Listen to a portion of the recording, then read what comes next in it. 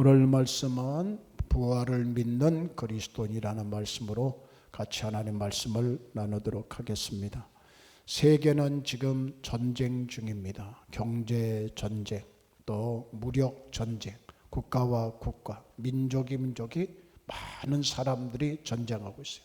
또 심지어는 관세 전쟁으로 많은 나라가 어려움을 겪고 있고 기업들이 도산하고 그리고 폭망하고 있는 상태입니다. 이미 아시겠지만은 하마스, 러시아의 그리고 우크라이나, 이런 예멘 후티 반군들 이런 전쟁이 곳곳에서 일어나고 있는데 많은 사람들이 죽었고 많은 사람들이 죽어가고 있습니다. 자연재해와 질병으로 죽고 또한 때가 되면 한 분도 빠짐없이 때가 되면 한 명도 빠짐없이 다 죽게 된 것이 우리 인생이에요. 얼마 전에 팬데믹 코로나 전염병을 통해 가지고 많은 사람들이 전 세계 많은 사람들이 죽었는데 우리나라도 의료인들이 수많은 사람들 의료인들도 죽었습니다. 인간은 누구나 100% 죽습니다. 여기서 아무도 나는 안 죽습니다 할 사람 아무도 없어요. 때가 되면 언젠가는 다 죽어요. 그런데 사람이 죽으면 그것으로 끝일까요? 죽음 이후에 세계는 없을까요? 이것에 대해서 세 종류의 사람이 있습니다. 하나는 죽음으로 모든 것이 끝이 난다고 생각하는 사람이 있어요. 두 번째는 죽음 이후에 무엇이 있는지 나는 도저히 모르겠다라고 말하는 사람이 있어요. 세 번째는 죽음 이후에 또 다른 세계가 있다고 생각하는 사람이 있습니다. 또 다른 세계, 지옥이냐 천국이냐, 또 다른 세계에 있다고 믿는 사람이 있어요. 최근에 떠오르는 노래 하나가 있습니다. 가수 임영웅이가 부른 천국보다 아름다운이라는 노래가 지금 뜨고 있다는데 임영웅 얘기만 나오면 얼굴에 미소가 띄는 분들이 딱 두 분 나오시네요. 임영웅 형제가 참 건실한 형제예요. 그리고 노래도 참 잘합니다.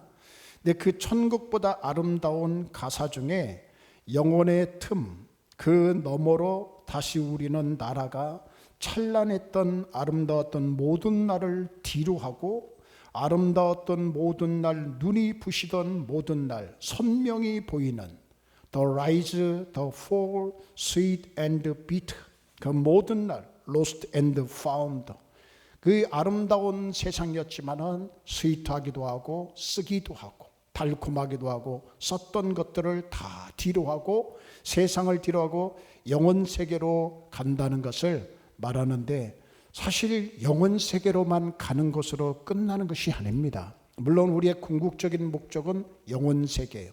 하나님의 나라입니다. 새 예루살렘, 새 하늘과 새 땅의 하나님의 나라예요. 그래서 지지난주에 새 하늘과 새 땅 하나님의 나라 천년 왕국을 지나서 무궁세계라는 것을 설교를 말씀드린 적이 있어요. 그러나 우리 모든 성도들은 죽음으로 끝나는 것이 아닙니다.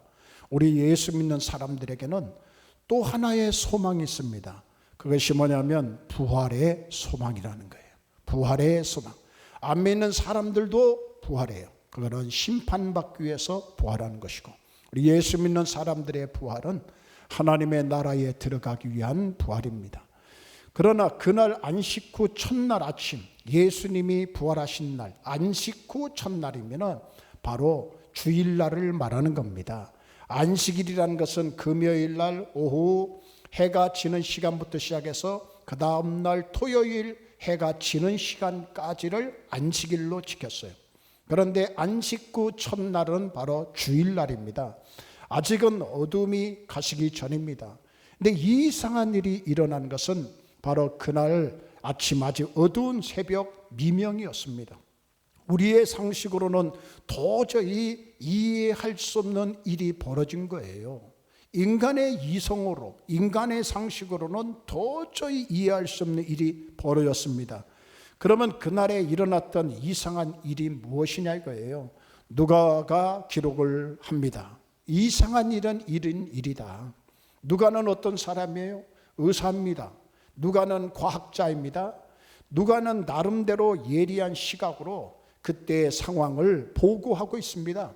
누가가 본 현장은 무엇입니까? 첫째는 아주 증거를 정확하게 묘사합니다. 돌문이 옮겨졌다는 겁니다. 돌문이 옮겨졌다.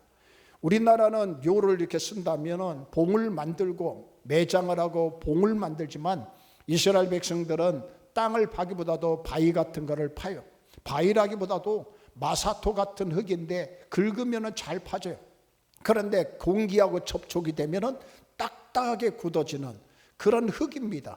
그렇게 해서 굴을 파가지고 큰 돌을 앞에다가 막는 것이 묘인데 그 돌이 얼마나 컸으면 6명 정도가 옮겨야 돼요. 6명 정도가 올려야 되는데 누가가 그렇게 표현합니다. 누가복음 24장 2절 말씀에 돌이 무덤에서 굴러 옮겨진 것을 보고, 여러분 돌덩어리는 생물이 아니죠. 돌덩어리는 무생물입니다. 스스로 자기가 움직이지 못해요. 누군가 옮겨줘야 되는데 누구도 건들지 않았어요. 어떤 사람도 건들지 않았는데 그것이 옮겨졌습니다. 하나님이 하신 걸로 믿습니다. 천사가 하신 것을 믿습니다. 아무리 종교의 지도자들, 대제사장, 장로들이 시기와 질투로 예수님을 십자가에 처형하고 죽여서 무덤에 가두고 돌문에 임봉을 찍었지만 돌문은 더 이상 그들의 불법에 침묵할 수가 없어요. 나귀 새끼를 타시고 예루살렘으로 입성하시는 주님을 한때 호산나 호산나 제발 우리를 구원하여 주옵소서. 나란 말은 제발이란 뜻이에요. 제발 우리를 건져주세요. 제발 우리를 구원해, 제발 로마의 압제로부터 구원해 주세요라는 그런 외침의 소리가 호산나라는 뜻이에요. 소리치며 환영하고 또 다른 때에 못 박으소서 소리치는 사람들의 이중성을 돌문은 고발하지 않을 수가 없는 거예요. 그렇습니다. 하나님의 아들 우리 주 예수님 앞에 어느 누구도 막을 수가 없습니다. 하나님이 역사하시고 예수님이 부활하시는 데는 어느 누구도, 로마의 병정도, 바리새인들도, 서기관들, 대제사장도, 유대인들도, 힘 있는 사람도, 돈 있다고 하는 사람도, 권력 있는 사람도 어느 누구도 예수님의 부활을 막을 수가 없습니다. 할렐루야. 두 번째, 이 누가는 예수님의 시체는 없어졌고 무덤은 비었다는 거예요. 24장 3절 보니까 들어가니 주 예수의 시체가 보이지 않았다. 어떤 시체나 움직이지 못한 것이 상식입니다. 장례식을 많이 치러봤지만 어떤 시체도 조금도 미동도 없어요. 그대로 가만히 있는 거예요. 움직이지도 않고 말도 안 하고 따뜻한 온기도 없고 차디찬 몸으로 가만히 있는 거예요. 만약 움직인다고 하면 그 시체는 죽은 것이 아니에요. 살아있다는 증거죠. 그런데 죽음으로 가득 차야 할 무덤이 빈 무덤이 된 거예요. 그러면 대제사장과 장로들의 말대로 제자들이 시체를 훔쳐갔나요? 예수님이 부활한 것이 아니라 누군가 훔쳐갔다는 것이 사실이라면 여러분, 예수님의 부활이라는 말은 2000년 동안, 아니 2025년 동안 존재할 수 없을 겁니다. 훔쳐간 것이 어떻게 역사적으로 계속 그것이 진리로 나설 수가 있어요. 훔쳐간 것이 아니라 예수님은 부활하셨습니다. 흰옷 입은 두 천사가 빈 무덤을 지킵니다. 24장 4절 말씀 보면은 찬란한 옷을 입은 두 사람이 곁에 섰는지라. 찬란한 옷은 영광의 상징, 거룩의 상징이에요. 거룩의 하얀 옷을 입은, 하나님은 의의 하나님이시기 때문에 우리가 하나님 앞에 서려면 우리가 의의 옷을 입어야 됩니다. 우리가 천국에 갈 때도 내 모습으로 갈 수는 없어요. 예수님의 옷을 더 입어서 예수님의 의를 더 입어야만이 천국에 갈 수가 있어요. 예수님의 옷을 입는 것은 믿음으로 입는 겁니다. 뭘 믿어요? 예수님이 나의 죄를 위해서 십자가에서 구속하여 주셨다. 속량하여 주셨다. 대속물이 되어 주셨다. 할렐루야. 내 죄값을 다 갚아주셨다는 것을 믿으면 돼요. 믿으면 하나님께서 우리에게 의의 옷을 입혀주시는 겁니다. 그런데 천사들은 하늘의 사자들로 하나님을 모시고 하나님께 찬양하고 하나님께 영광을 돌리며 심부름꾼하는 거예요. 그리고 우리 믿는 자들에게는 보호해 주는 천사들입니다. 그런데 안식구 첫날 천사들이 하늘에서 내려와 하나는 예수님의 머리 쪽에 한 분은 예수님 발 쪽에 앉아 있어요. 그것은 예수님은 하늘의 천군 천사들까지도 다스린다는 의미입니다. 우리 예수님은 하늘의 천군 천사도 다스리시는 분이셔요. 천사들은 이렇게 말합니다. 어찌하여 살아있는 자를 죽은 자 가운데서 찾느냐? 어찌하여 살아있는 자를, 부활하신 자를 죽은 자 가운데서 찾느냐? 여기 계시지 않고 살아나셨느니라. 이 모든 증거들을 통해서 내린 결론이 뭡니까? 돌문이 움직이고 그리고 천사들이 선포를 하고 이 모든 증거들을 통해서 무엇을 결론을 내리냐면 단순해요. 예수님은 다시 사셨다는 거예요. 부활하셨다는 겁니다. 그래서 짧은 본문에도, 오늘 읽은 본문에도 살아나셨다는 말이 반복돼서 나와요. 5절에 어찌하여 살아있는 자를 죽은 자 가운데서 찾느냐. 6절 여기 계시지 않고 살아나셨느니라. 7절 이르기를 인자가 죄인의 손에 넘겨져 십자가에 못 박혀 제3일에 다시 살아나야 하리라 하셨느니라 한데, 계속 반복하는 거예요. 살아나셨다, 살아나셔야 된다. 믿습니까? 믿습니까? 예수님은 부활하셨은 것을 믿습니까? 예수님께서는 무덤에 묻혀서 썩어지고 부패해진 것이 아니라 무덤을 박차고 무덤의 문을 열고 다시 살아나신 거예요. 무덤은 죽음의 장소가 아닙니다. 생명이 충만한 장소가 된 거예요. 그래서 우리 기독교는 죽은 신을 믿는 종교가 아니라 영원히 살아서 역사하시는 살아계신 하나님을 믿는 생명의 종교예요. 부활의 종교예요. 영생의 종교입니다. 그러면 예수님의 부활은 어떤 의미를 줍니까? 예수님이 부활하셨다는 객관적인 사실을 인정하는 것이 아주 중요해요.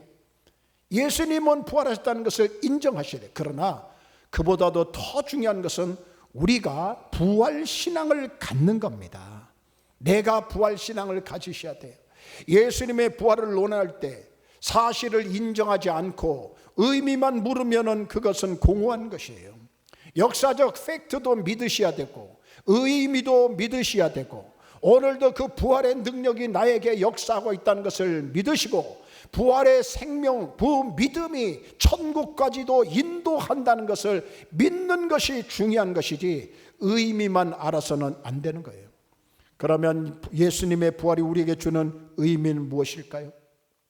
우선적으로 예수님의 부활은 그가 진실로 그리스도라는 것을 확증하는 거예요.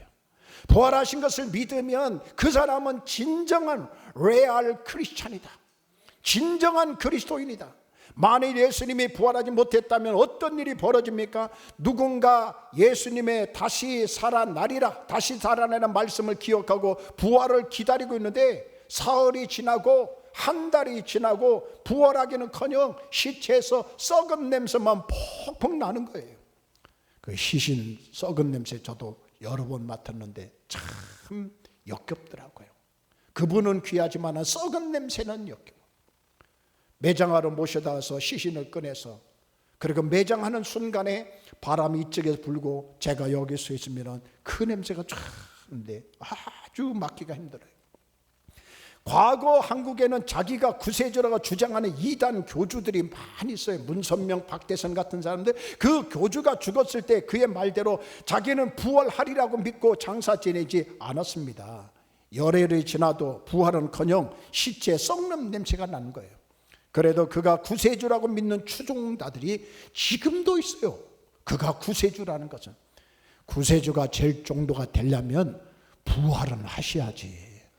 부활도 못하면서 무슨 구세주가 되겠어요? 예? 여기 이제 신천지 이 사람도요, 이제는 죽으면은 뭐 유튜브에도 마음껏 얘기해도 돼요. 이만희도 죽으면은 다시는 못 삽니다. 한번 살기는 살아. 하나님 앞에 심판받기 위해서 살지 영생, 그것이 아니라 영원한 벌을 받기 위해서, 심판받기 위해서 살지 영생을 얻기 위해서 사는 것이 아니에요. 예수님의 부활은 그분이야말로 그리스도이심을 드러내는 가장 확실한 증거예요. 그리스도가 뭐예요? 구약에는 메시아라고 하고요, 기름 부은 자라고 하고요, 거룩한 분이고 구별된 분이고 하나님 자신이란 뜻입니다.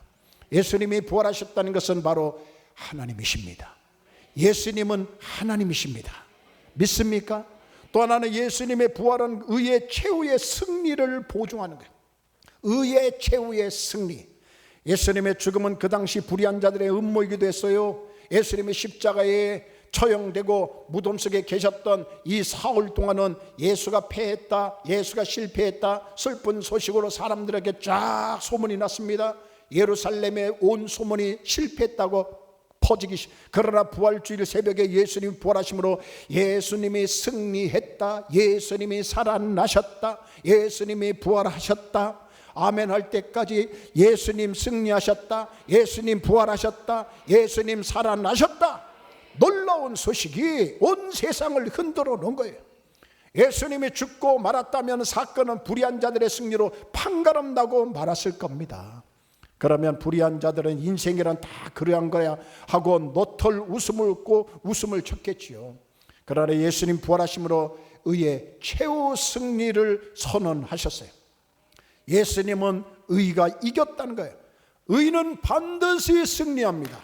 악은 반드시 지게 돼 있어요. 의는 반드시 승리합니다. 의는 천국에 들어가고 악은 지옥에 들어가는 거예요. 그 진리를 예수님의 부활이 보증한 겁니다. 예수님의 부활은 그리스도인들에게 절대 희망을 선언한 거예요. 그냥 희망이 아니라 절대 희망. 인간의 삶에서 죽음은 절망 그 자체예요. 희망 반대는 절망. 그런데 인간은 삶에서 죽음은 절망 그 자체. 전쟁이 일어나든지 자연재해든지 질병이든지 아니면 연수를 다하든지 어느 때든지 교통사고, 인간은 누구나 다 죽게 돼 있어요. 절망이에요. 죽으면 끝입니다. 죽으면 어쩔 도리가 없어요. 그래서 죽음이란 인간이 경험할 수 있는 가장 밑바닥 상태. 그런데 예수님이 부활하심으로 그 죽음을 극복하셨어요. 죽음을 이기셨습니다. 좀 다르게 표현하면 죽음을 죽여버렸어요. 아멘.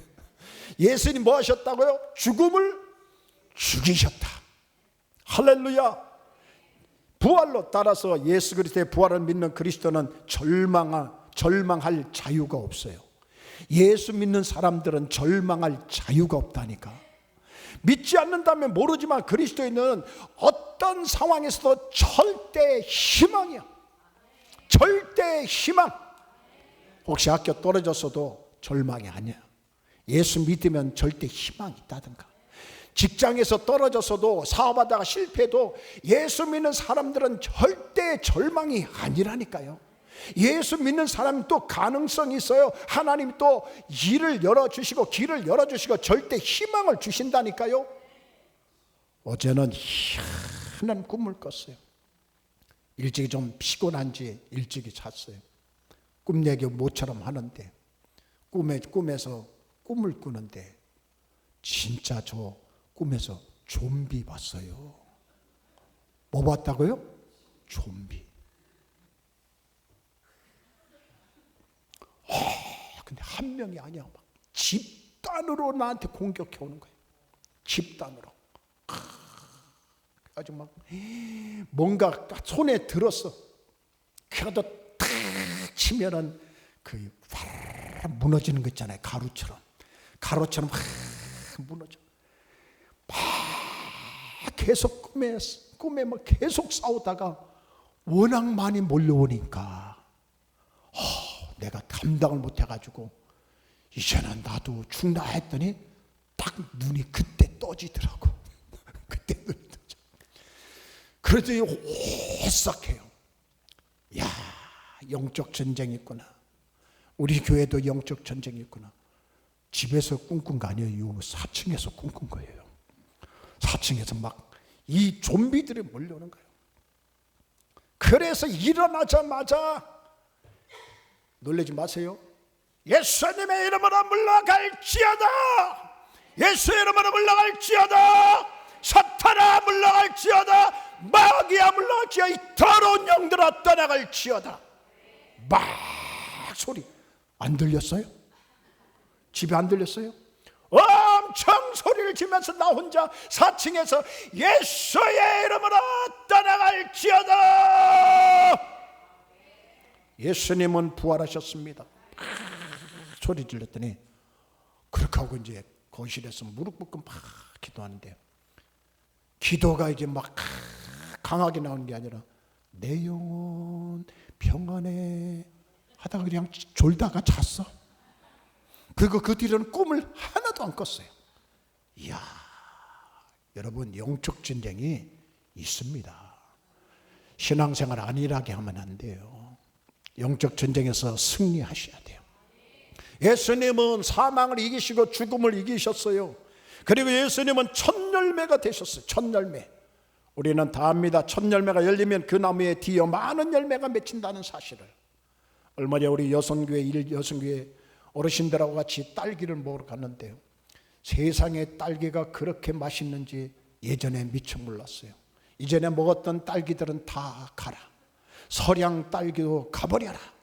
종자가 서량이라고 요즘 먹는 딸기들은 그런 게 많아요. 근데 이 딸기 이름은 홍희야. 홍성에서 생산해가지고 홍성의 주머니란 뜻으로 홍이라고 붙였다 하더라고요.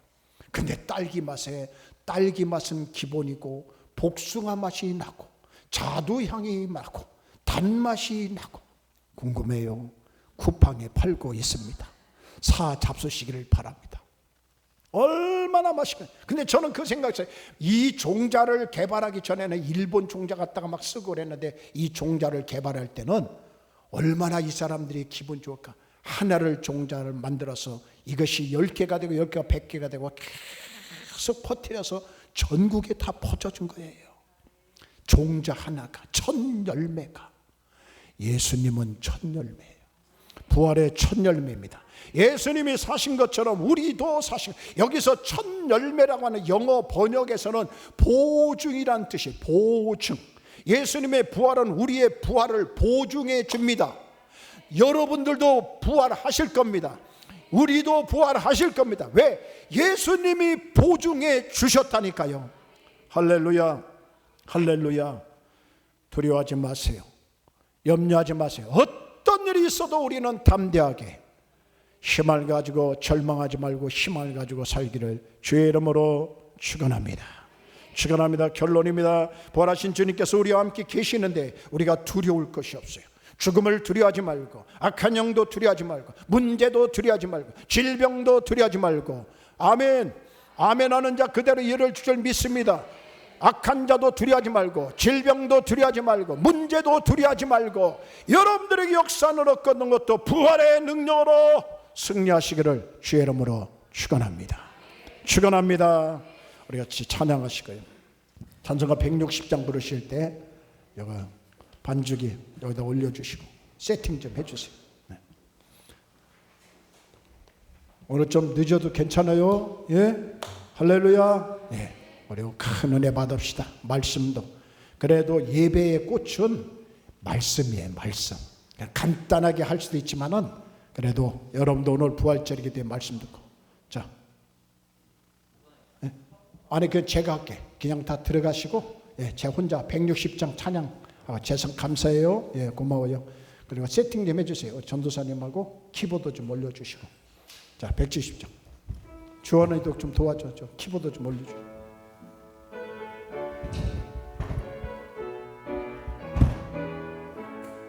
무덤에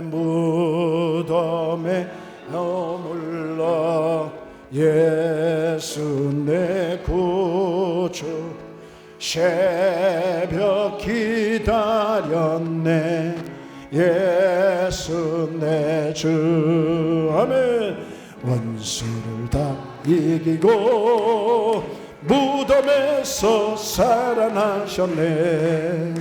어두움에 계시고 나와서 성도 함께 길이 다스리시네.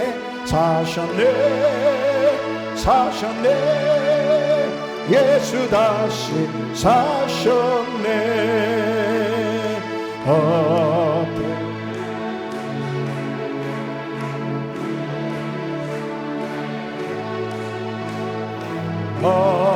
어때의 정하네 예수 내 주.